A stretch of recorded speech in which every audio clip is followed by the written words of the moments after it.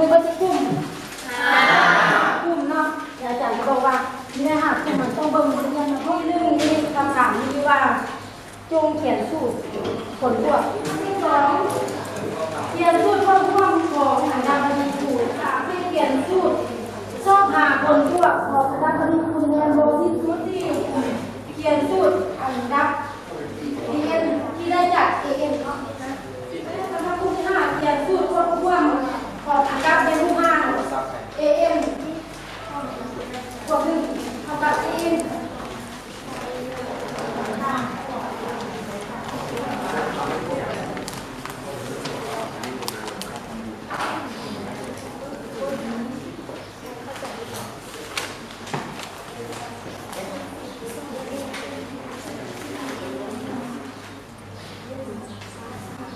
กลุ่ม4กับกลุ่ม5นะคะ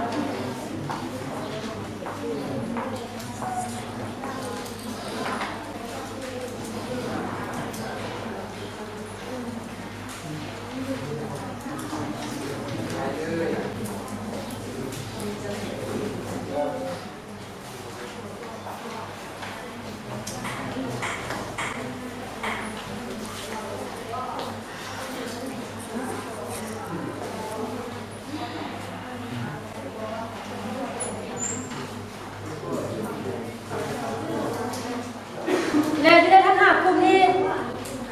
ที่บรรคุมเลยบองในการเขียนสูตรแสดงว่าพวกเขาจื้อบทเรียนได้ดีเนาะคุ้นเคยเนาะแล้วกลุ่มฝ่ายบทเรียนที่อาจารย์ว่าเป็นบ้านให้เนาะเริ่มจากกลุ่มที่1อาจารย์วันนี้ข้าพเจ้านางลายวดาต่างหน้าเจ้าหน้าที่จะออกมาพรีเซนต์เกี่ยวกับบทฝึกหัด1ข้อ3อยู่ในคำถามคุณได้รู้ว่า A1 กฎหรือกฎที่1ไม่เท่ากับ5กฎที่2ไม่เท่ากับ12 A1 เท่ากับ672ส่วน7 672หาร7ได้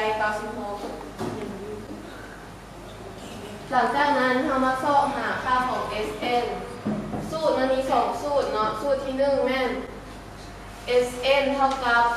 2A1 บวก n ลบ 1คูณให้ d แล้วก็ทั้งหมดคูณให้ n ส่วน2ได้เรานำใส่สูตรนี้เอาแทนค่าของ A1 มาแทนใส่เป็น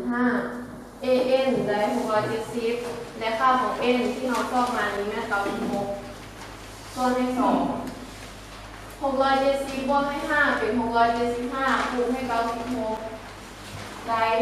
64,800ส่วนให้2 64,800หารให้2เท่ากับ32,400ดังนั้น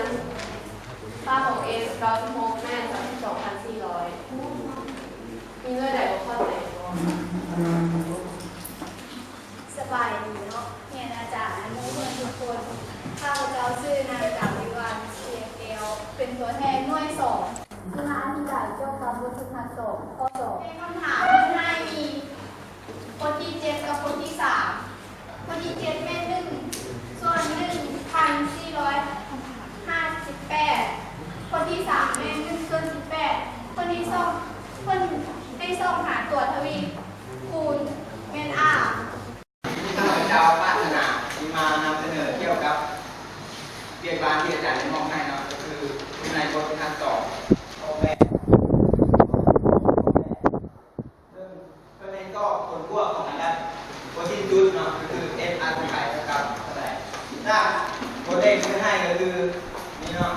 เราสังเกตว่าเอของเราเนี่ยเท่ากับ5นี่เนาะและตัวทวีของเราเท่ากับลบ2กับ3ได้มาจากบทที่2หารในบทที่1ก็คือลบที่เกิน3หารให้มันเกิดอะไรลบที่เท่ากับลบ2กับ3แล้วก็นั้นเอาได้2ตัวนี้มาแล้วเนาะเอากับแทนได้สูตรอันดับผลพวกของอันดับมีคูณที่สูตรก็คือ s r ของไข่กับ a มันให้1ลบ5จำซิว่าเขาไม่ได้ซับตัวคนที่เป็นตัวแทนได้แก้กลุ่มซี่ที่มาสรุปรายงานคนให้1 3 6 10 15อาสเกตนี่แม่นของเป็นลูกภาพรักมีพวกและรักมีคูณแม่น วไปชอบวิ่งเล่นคือเอาโคตรทางหลังลงไปโคตรหน้าบันไดอยู่บีเอ็นนะครับ2 3 4 5สังเกตมันเป็นระดับมีพวกนะครับมีพวกบันไดโคตรร่วมก็คือยิ่งเท่ากับการ1เอาไปชอบเราไปสู้บีเอ็นเท่ากับการบีนิ่งบวกให้เอ็นเราเล่นคูณที่ เข้าใจด้วยหรอถ้าเข้าใจยกมือเฉยๆเลยค่ะ ท่านว่ามีชื่อว่านางนาฬิกาสีขาวเป็นตัวแทนอาจารย์ด้วยผ้ามาอธิบายบทสุภาษาคนที่สองเรื่องคำถามเป็นว่า1เท่ากับ2คูณ3ได้1 an บวก1ลบ1ส่วน an เท่ากับ n บวก3คูณ2แก้จาก1ส่วน an บวก1ลบ1ส่วน an เท่ากับ n บวก3คูณ2เอาได้1 an บวก1ย้ายอันนี้มาเครื่องลบเป็นบวกได้1 an 1ส่วน an บวก n บวก3คูณ2เข้าวาง bn เท่ากับ1ส่วน an ซึ่งเป็นตัวนี้เป็นทรงดาว an เท่ากับ2ส่วน 3n กำลัง2ก็เป็น tn ลบ3ฝากอธิบายเมื่อคนนี้เมื่อใดผู้ใดจะเข้าใจค่ะเวลา รูปที่3ที่เราดูคือ a 1เท่ากับ5 a 2เท่ากับลบ10ส่วน3ถ้าต้องการสอบหา s อสงไขยเราสามารถนำใช้สูตรคือ s อสงไขยเท่ากับ a 1ส่วน ว่าที่กับหาได้ว่าเอลง1ของ b a คูณ5คือ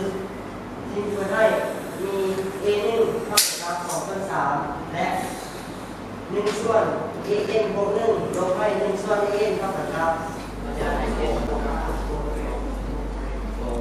เอาสองข้อมาสิลง